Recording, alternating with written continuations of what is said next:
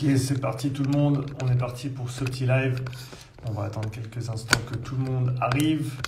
On va également inviter notre ami Saverio pour la petite conversation d'aujourd'hui.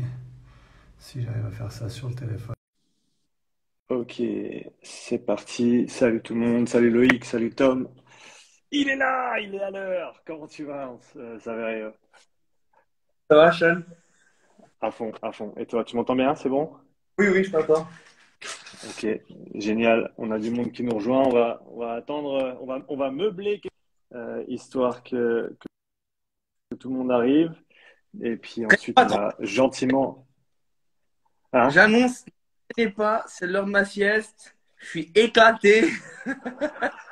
Bah, parle-moi un peu de ta journée jusqu'à maintenant. Là, le sujet du jour, ça va être voilà, coach et entrepreneur, parce que pour beaucoup d'entre nous qui sommes indépendants, eh ben, c'est un petit peu le train-train quotidien. On parle beaucoup de coaching, on parle beaucoup de coacher des gens, de s'entraîner, de toute la théorie derrière. Pas assez, à mon avis, de l'aspect psychologique, mais ça, ce sera pour une autre fois. Mais on parle définitivement pas assez de l'aspect entrepreneurial de notre métier. Donc, parle-moi de même avant de parler de la journée, ben, parle-moi de ta semaine. Comment s'organise une de tes semaines, Saverio? Commence avec lundi et puis fais-nous une petite vue d'ensemble de ta semaine en tant que gérant de salle et entrepreneur. Toi et moi, on est quand même un peu trop connectés. C'est presque dérangeant, hein. Parce qu'en fait, je me suis fait la réflexion pas plus tard qu'hier. Un jour, il faudrait que je me fasse un vlog où il y a une caméra qui passe la journée avec moi pour que les gens se rendent vraiment, vraiment compte de ce que c'est une journée avec moi. Du moins, bien évidemment que chaque personne occupe son temps comme il veut, parce que derrière, si tu veux entreprendre des choses, rien ne t'oblige de les faire. Typiquement, là, on était à fond sur la création d'un atelier nutrition pour nos membres, ouvert à tous, mais principalement pour nos membres. Donc, heureusement que mon équipe est derrière pour m'aider, parce qu'à un moment, j'ai dû déléguer. J'arrivais plus à booker les rendez-vous, à faire en sorte de mettre tout ça en place. Ça fait un petit moment qu'on est en discussion avec une nutritionniste et puis une autre personne, une amie à moi, Maïka, qui est plus dans, on va dire, nutrition émotionnelle, la conscience. Donc je voulais en fait, voilà, il y a tout ça qu'on met en place depuis le début de semaine. Il y a la collection des Hoodies Miami Vice. Donc ça c'était, tu vois, entre la création du challenge, la production.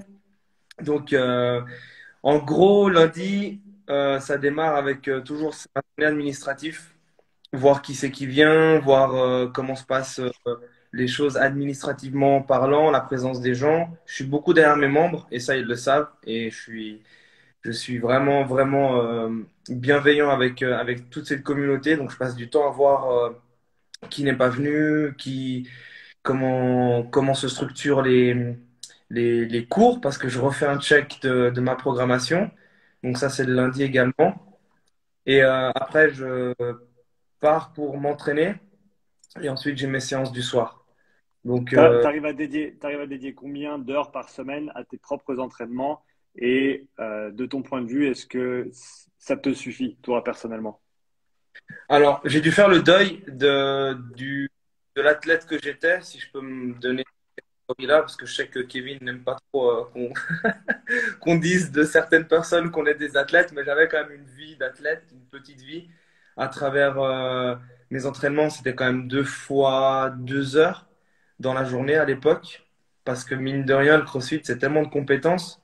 Alors bien évidemment, hein, c'était pas à chaque fois des metcons, et ça, c'est ce que j'essaye de beaucoup transmettre, mais organiser mes journées organiser mes entraînements comme à l'époque, c'est plus possible. Donc maintenant, m'oblige à bouger 1 heure. Vraiment, 1 heure. Je m'oblige tous les jours à faire ce quelque chose.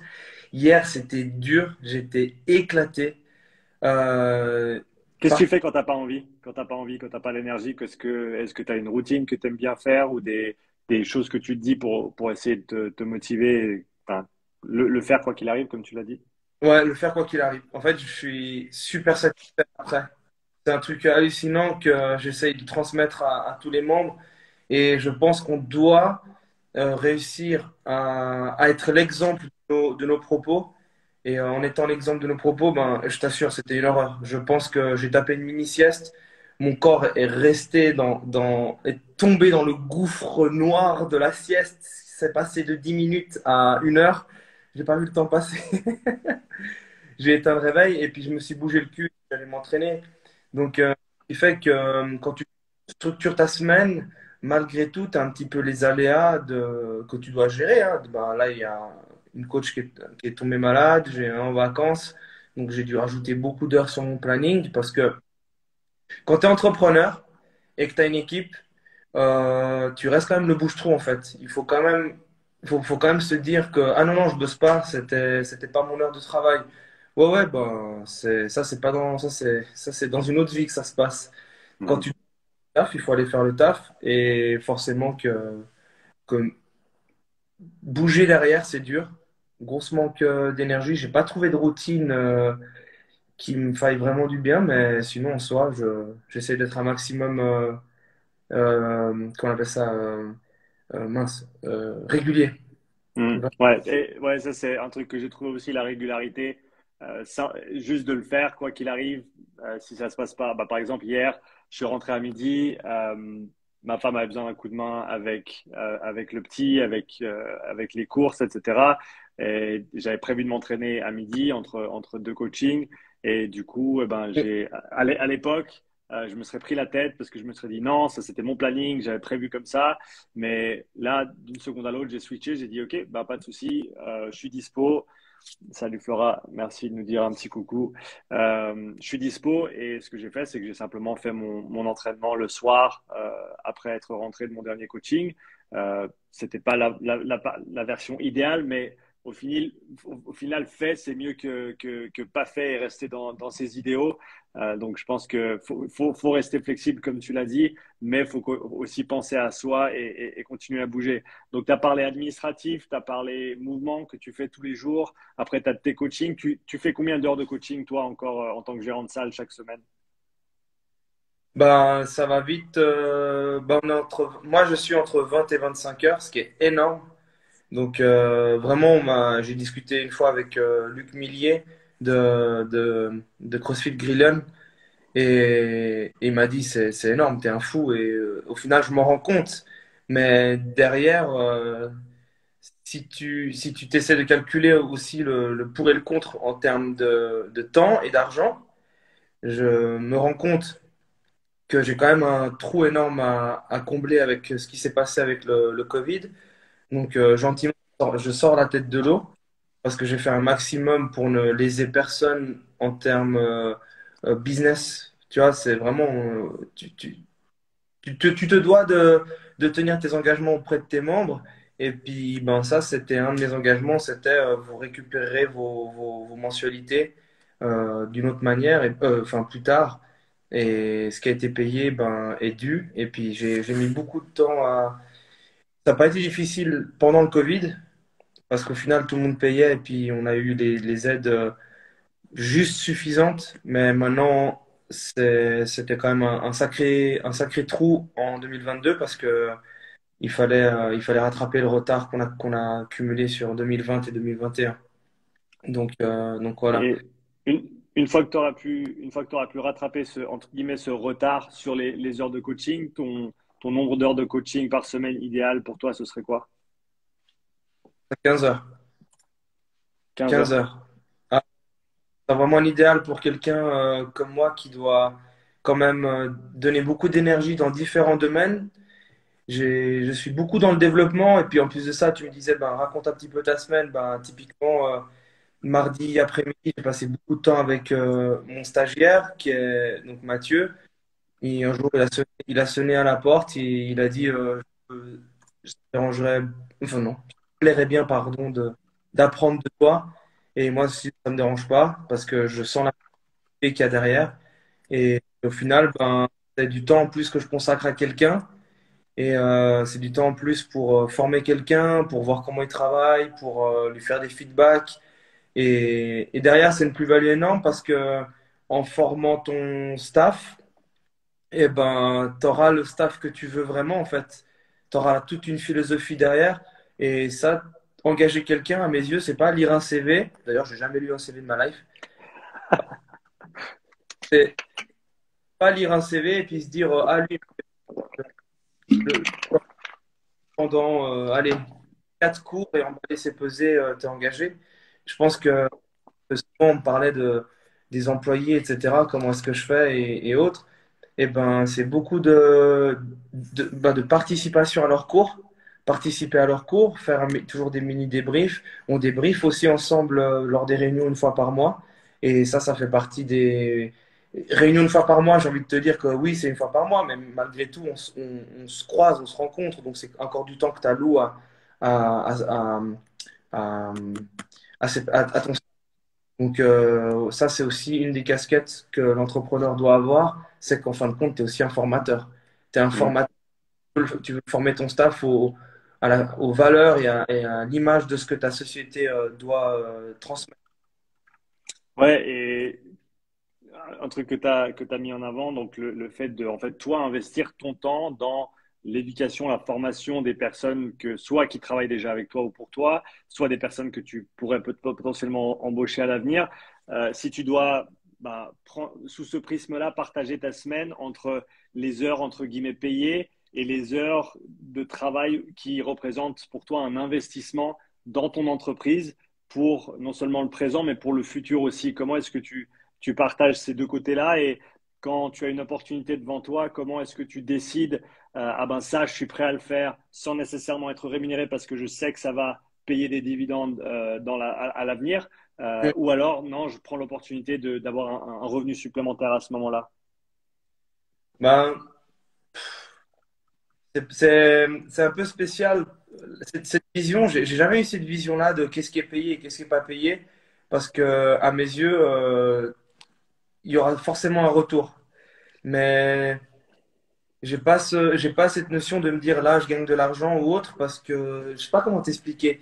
Ça fait partie de moi de travailler coûte que coûte et puis dépenser du temps, d'investir du temps dans ma structure en fait. Parce que par définition, ce sera un retour sur investissement et un retour sur investissement financier, mais aussi en termes d'image. Et quand tu regardes tout ce qu'on doit faire sur les réseaux sociaux, ben, le bouche à oreille aura toujours une part beaucoup plus importante sur ton travail. La vitrine des réseaux sociaux, c'est une infime partie. Oui, c'est bien de pouvoir communiquer. Et ça, bah, ça, c'est un investissement presque trop conséquent, je trouve, en termes de temps. C'est une charge que j'aimerais bien réussir à déléguer. Mais ce qui est très compliqué, et toi tu le sais aussi quand tu devais faire, on en avait parlé pour les montages vidéo, il y a des séquences que tu aimerais garder, ou etc. Toutes ces petites choses-là, mais en fait, malgré tout, il y a ta touche personnelle dans chacune des choses que tu crées dans ta société. On dit très souvent, faut déléguer, il faut déléguer, il faut déléguer, mais je pense que les gens ils s'en rendent même pas compte que c'est facile quand on est monotage de dire à quelqu'un, ouais, il faut que tu apprennes à déléguer. Bah oui, parce que toi, en tant qu'employé, on t'a appris à faire vraiment que ça. Et un bon entrepreneur, à l'échelle dans laquelle nous, on se retrouve, eh ben, on est dans cette difficulté de déléguer parce que il- c'est pas une question que ça sera mal fait, c'est une question que on perd de cette staff touch ou de cette shun touch, tous ces petits trucs qui font la différence en fait. Voilà, Mm. c'est pour Mais, ça que mais, au fi- mais au final, comme tu le disais avant, si tu formes ton staff avec les valeurs, avec la culture que tu veux inculquer dans ton entreprise, eh ben, au ouais. final, ces personnes-là seront peut-être plus à même dans le temps de prendre le relais, de te décharger un petit peu tout en maintenant cette image que toi, tu souhaites véhiculer. Bah, tu l'as dit, dans le temps. En fait, c'est toute une question de temps. Ça veut dire que les choses se mettent en place vraiment au fur et à mesure. Et c'est pas en un claquement de doigts que ça se fait. On est vraiment sur une belle synergie avec toute l'équipe. Il y a cette sensation qu'au fur et à mesure, tu peux dire, OK, là, je peux me retirer un petit peu plus parce qu'au final, c'est exactement comme ça que vont les choses. Et ouais, voilà, coach, entrepreneur et formateur. Parce que entrepreneur, la casquette entrepreneur à proprement dit, bah oui, c'est entreprendre, mais après, c'est former les gens pour qu'ils puissent entreprendre à leur tour. Et c'est pas une mince affaire. Et derrière, c'est ce genre d'outil que j'ai appris avec le temps et que bah, je veux prévenir d'autres coachs que gagner du temps, faites en sorte de très rapidement réussir à à catégoriser et mettre les choses dans les cases en vous disant ça, c'est bon, je peux passer à autre chose et ça, je peux le laisser faire, etc. Voilà, ces choses-là. Tu as parlé d'investir du temps pour développer l'image de ton entreprise, la culture, les valeurs. Est-ce qu'il y a des choses dans les dernières années que tu as fait, que tu pensais seraient positives et qui au final étaient peut-être avec la perspective une perte de temps et d'autres où tu peut-être souhaiterais avoir investi plus de temps justement parce que tu vois que maintenant c'est un retour qui en valait vraiment la peine. Ouais, c'est une bonne question. C'est difficile parce qu'on a, j'ai un peu ce réflexe de diliter puis de passer à autre chose si je vois que ça mord pas tout de suite, si on peut utiliser ce terme-là. Donc, j'ai jamais perdu du temps à essayer de faire évoluer quelque chose où je le sens pas. Et je pense que ça, c'est une grande part de mon instinct. C'est une grande part de mon instinct qui m'a fait avancer et évoluer très vite. Mais on peut le développer, cet instinct. Je pense qu'il faut avoir un minimum de réflexion, puis il faut se mettre à la place des autres et voir quel est le retour sur investissement par rapport au temps que je vais investir. Il y a une chose que j'aurais voulu mettre en avant beaucoup plus tôt, et ça, c'est presque un souci de place qui m'en a empêché, c'était d'avoir ce semi-groupe, ces small groups, qui est en fait une sorte de passerelle au cours collectif. Et en développant ce genre de structure-là, pardon, de ce concept, bah là, tu vois que tu te dis, ah merde, j'aurais vraiment dû penser à ça beaucoup plus tôt, parce que c'est juste génial, en fait. C'est entre le privé, t'es pas dans du CrossFit total. Et à cette époque-là où je voulais que les gens prennent du plaisir dans le monde, dans l'univers CrossFit, c'était assez compliqué je vais vendre un produit, j'y crois, le CrossFit, mais il n'est pas apte pour tous. C'est faux de dire, moi ça c'est un truc que je veux démonter, c'est faux de dire que le CrossFit est accessible à tout le monde. Parce que derrière, ça dépend qui l'enseigne, comment il enseignait et qui le reçoit. Et rien qu'en ayant ces trois facteurs-là, ça change complètement la donne par rapport à, oui, le CrossFit est apte à tout le monde. Donc, je voulais trouver une sorte de passerelle. Et aujourd'hui, j'ai cet équilibre-là et je l'ai appelé Keep Fit. Et je trouve que c'est une très bonne passerelle. Les gens restent le veulent, hein, s'ils veulent même faire que du Keep Fit toute leur vie, ça me va très bien, hein. Et c'est du 5 personnes dans ce genre de groupe. Et à partir du moment où tu réussis à avoir un CrossFit modulé, donc là, tu laisses pas les gens qui vont pratiquer le vrai CrossFit. Donc vraiment, faut pas se mentir. Arrive à un moment donné, si tu veux écouter que les gens qui veulent consommer du CrossFit Burpees, mais tu fais pas de CrossFit. J'appelle ça le CrossFit Burpees parce que c'est le CrossFit sur lequel je crache, c'est-à-dire on, on est là pour démonter la tête des gens à chacune des séances. C'est tellement facile de faire ça. C'est tellement facile de tomber sur des coachs qui vous mettent misérable et tout le monde applaudit parce que ah, on a bien bossé.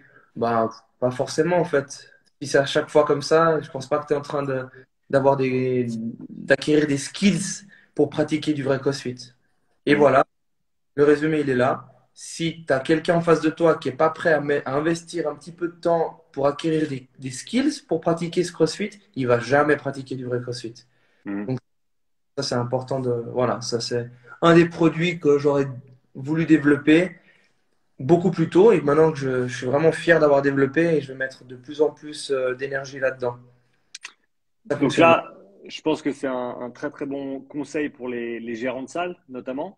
Maintenant, si tu Ouais, t'adressais directement aux, on va dire, les solopreneurs, les coachs entrepreneurs, mais qui sont indépendants, qui sont peut-être dans les deux, trois premières années de leur développement, tu as parlé encore une fois de l'importance du travail et ça, je pense que c'est un point commun à tous ceux qui vont réussir, qui réussissent ou qui vont réussir c'est qui mettent la main à la pâte chaque jour, jour après jour, semaine après semaine, mois après mois et année après année. Euh, mais si tu avais un conseil à donner aux solopreneurs qui débutent, comment investir leur temps pour justement construire cette marque, construire cette image, construire ces valeurs, cette réputation qui va en fait simplement faire le travail pour toi dans les années à venir. ah, je pourrais pas répondre à cette question parce que c'est trop de choses que je veux aborder le 14 mai. Alors, choisis-en deux et allons avec ça et on garde la suite pour le 14. ça, c'est une bonne. Ouais, ouais, ouais, le 2 vas-y, j'en choisis qu'un. J'en laisse 3 en suspense pour le 14 mai. Et d'ailleurs, pour ceux qui regardent soit le live ici sur Insta, soit qui vont regarder en rediffusion sur ma chaîne YouTube, le samedi 14 mai, j'espère que c'est pas trop tard pour toi, ça fait dans 10 jours, samedi 14 mai, à Keep Up Studio, on fait notre troisième table ronde entre coachs. On a décidé de passer à la vitesse supérieure, on va avoir un repas à midi, on a 4 intervenants différents sur différents sujets qui vont toucher exclusivement à l'entrepreneuriat pour les coachs. Donc, on s'éloigne un petit peu de l'aspect entraînement. Et là, on parle vraiment entrepreneuriat. Donc, si tu es intéressé, je mettrai le lien, bien sûr, dans la description pour aller t'inscrire. On fait ça en collaboration avec Ken Porcher, avec Floralis de Fine Sport, avec Sav ici présent, bien sûr, et moi-même, Boca Food, qui sera présent à midi et qui nous offre les repas. Merci à toi, Luigi. Donc, voilà, super. On se réjouit vraiment de cette super journée à passer chez toi, Sav. Donc, voilà, prends un des sujets et puis parle-nous-en un petit peu. Comme ça, les quelques coachs qui nous écoutent pourront repartir avec, je l'espère, deux, trois éléments qu'ils vont pouvoir appliquer tout de suite. Deux, trois éléments. Allez, je vais choisir celui de la pratique. Je pense que il est plus qu'important de vivre ce qu'on veut vendre à fond. Et le vivre à fond, ça veut dire en fait y croire, mettre corps et âme dans ce qu'on veut enseigner aux gens. Si je donne toujours ces images ouais, c'est vraiment ce cuisinier qui va créer un plat et qui va même pas consommer ce qu'il est en train de cuisiner. Et ça, je pense qu'il faut véhiculer. C'est quelque chose qui a été un de mes points forts sur les réseaux. C'est que j'ai toujours mis en avant ce bien bouger, la pratique du bien bouger. Ça veut dire que derrière, oui, moi, je crois au CrossFit. Je crois en cette magnifique discipline parce que il y a vraiment un mélange des disciplines, mais tout dépend de comment il est enseigné. Et si aujourd'hui j'ai mis autant d'énergie de mes premières années à ma troisième année, autant d'énergie dans le CrossFit, c'est parce que je crois en de ces disciplines et je la pratique. Et aujourd'hui, je crois en Keep-Up. Et je crois en Keep-Up dès l'instant où tu montes un produit et que tu montres que tu l'élabores, tu consommes et tu montres l'exemple, ben, c'est que vraiment les gens avoir, vont avoir ce point, cette bouée sur laquelle pouvoir se raccrocher pour se dire, ah ouais, ce gars, il croit en ce qu'il fait et il ne prêche pas que la bonne parole, il pratique. Et ça, je pense que c'est primordial. Une personne comme toi, t'es en train de, tu testes ce que tu fais, tu testes ce que tu vends, tu peux pas, en fin de compte, vendre un vieux produit de merde sur les réseaux sociaux et puis te dire, ah, c'est incroyable, ça fonctionne et tout. Non, je pense que si tu es franc, transparent et que vraiment honnête, toutes ces qualités qui font qu'une personne, ben, passe pas pour un charlatan, bah, à partir de ce moment-là, tu marques des points énormes dans ta communauté et tu peux aller de l'avant. Donc ça, c'est un des points que, que je veux mettre en avant. Et puis, ne pas se perdre dans ce qu'on veut enseigner, dans ce qu'on met en avant, parce qu'il y a tellement de choses dans cette industrie qu'on aurait envie de tout faire. Typiquement, je travaille malgré tout beaucoup avec la mobilité. Elle est sans cesse intégrée dans mes warm-up. Elle est sans cesse pratiquée avec Kevin, mon combattant, qu'on a le plaisir de coacher tous les deux. Et c'est pas forcément ce que je vais mettre excessivement en avant sur les réseaux parce que c'est pas c'est pas mon point fort. Donc, développer un point fort, croyez en vous lorsque vous le pratiquez et vous le mettez en avant, et à partir de ce moment-là, c'est que du bonus. C'est que ce n'est pas vendre quelque chose qu'on ne sait pas gérer ou qu'on ne sait pas faire, etc. Donc voilà, ça c'est un des 4 conseils que je vais développer durant cette journée. Et on ira beaucoup plus loin le 14 mai pour voir, parce qu'au final, le 14 mai, ce ne sera pas une discussion unilatérale. J'aimerais qu'on discute de qui a pratiqué quoi, comment ça s'est passé, qu'est-ce qui a fonctionné, quel avenir on voit dans telle pratique. Voilà, toutes ces choses-là. En fait, c'est vraiment avoir une longueur d'avance et aussi voir devant, mais utiliser ce qu'on a eu derrière, ce qu'on a utilisé dans le passé. Donc voilà, ça c'est. pour répondre à ta question, c'est ce qu'un entrepreneur doit faire. Et c'est comme ça qu'il doit aussi investir de son temps. C'est pas prouver que ce qu'il fait fonctionne, mais c'est juste voir qu'en fait, il a posé son cœur sur la table et puis il dit, voilà les gars, je mets mon cœur dans ce que je suis en train de faire et j'y vais à fond. Donc voilà. Ouais, et pour seconder ce que tu dis là, mais peut-être sur une facette légèrement différente, je pense un des traits qui est fondamental pour un entrepreneur s'il souhaite réussir, c'est d'être actif, c'est l'action.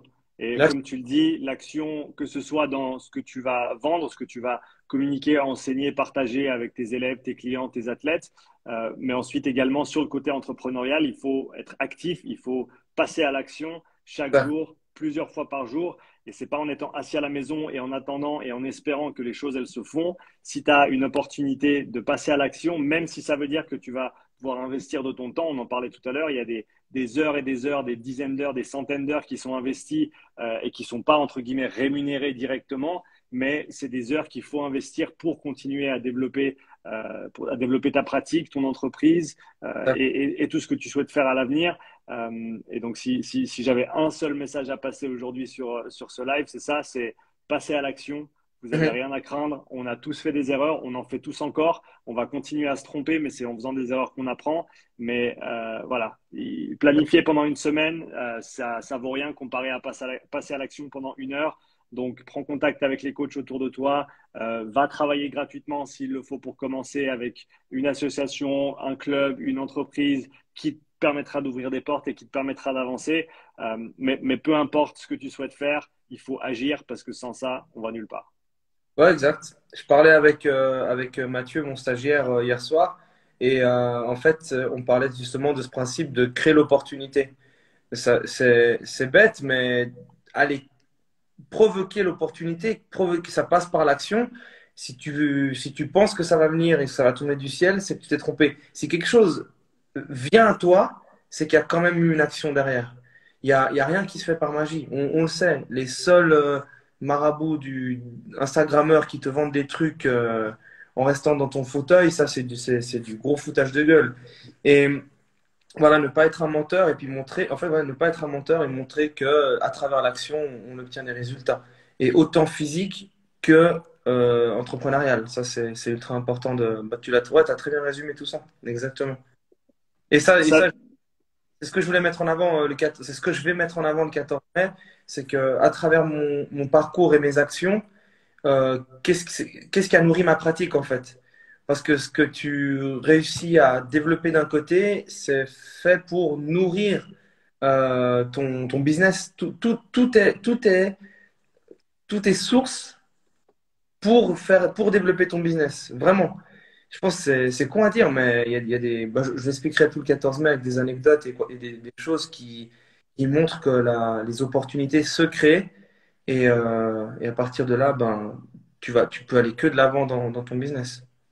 j'ai mentionné le 14 mai tout à l'heure. Sav, de ton point de vue, pourquoi tu te réjouis de cette journée? Parle-nous-en un petit peu pour que les gens aient un petit peu plus d'informations s'ils ne sont pas encore au courant et ils souhaiteraient peut-être venir participer à cette journée.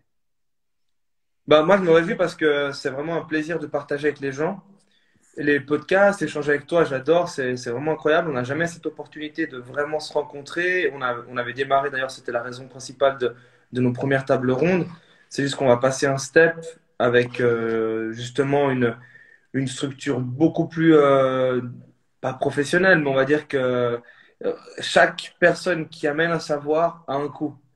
Et je pense que la moindre des choses, c'est que quand tu viens sur les réseaux sociaux et que tu viens prendre du contenu gratuit, en soi, il y a quand même un énorme travail derrière. Toi, tu le sais, tu es le premier à le faire. Il y a un énorme travail et je pense que c'est vraiment légitime de notre part d'aller de l'avant dans ces tables rondes et de mettre une structure qui est de plus en plus grande, pas professionnelle, parce on l'a déjà fait avec beaucoup de professionnalisme, hein. Les deux premières étaient grandioses comme table ronde.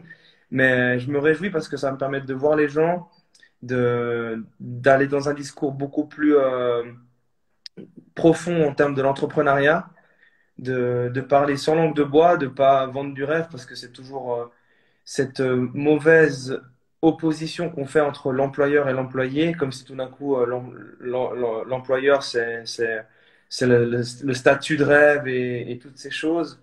Ça reste quand même beaucoup de soucis et ça faut pas se leurrer. Ça fait partie ça fait partie du métier et je me réjouis d'entendre les, les participants, d'entendre les anecdotes des participants ou même des conseils parce que chaque petit petite anecdote qui est racontée, chaque petite chose qui est dite, c'est vraiment un plus pour tous les participants et surtout avec des personnes comme nous qui avons quand même une bonne expérience dans le milieu, qui vont pouvoir transmettre un contenu non négligeable pour quelqu'un qui se lance ou qui est peut-être au point mort dans son métier. Ouais, ouais, absolument. Je suis d'accord avec toi. Donc, pour tout le monde, ça se passe le samedi 14 mai prochain à Keep Up Studio à Genève. Journée complète autour de l'entrepreneuriat avec plusieurs intervenants. J'ai dit avant, Ken Porchet, Flora Lys et Saverio Lamenta et moi-même, bien sûr. On se réjouit de participer à cette journée. Sav, est-ce que tu as, parce que je sais pas si je vais pas te le demander parce que ce serait pas gentil de ma part, le lien pour l'inscription, comme ça sera plus simple. Findsport, FIIND.SPORT / entre-coach avec un S-3. Je mettrai bien sûr dans la description, c'est dans ma bio pour ceux qui sont intéressés. Allez cliquer ma bio, allez vous inscrire pour cette journée. Pour ceux qui regardent ça sur YouTube, c'est dans la description de la vidéo également. Sav, si tu veux rajouter quelque chose pour terminer aujourd'hui. En tout cas, merci à toi d'avoir trouvé un petit peu de temps au moment de la sieste. Je vais te laisser aller te reposer un petit peu. Merci d'avoir participé et je te laisse terminer. C'est gentil. Non, j'ai plus rien à dire. Écoute, tu as tout résumé. C'est toujours un plaisir de te voir et à chaque fois, je me réjouis des petits séminaires qu'on fait ensemble parce que c'est toujours un plaisir de partager et de t'avoir à mes côtés. Donc voilà. Super. Bah, merci Sav. Je me réjouis de te voir dans 10 jours et tous ceux qui viendront participer également. Bonne sieste et puis à tout bientôt. Ciao! Ciao Sav.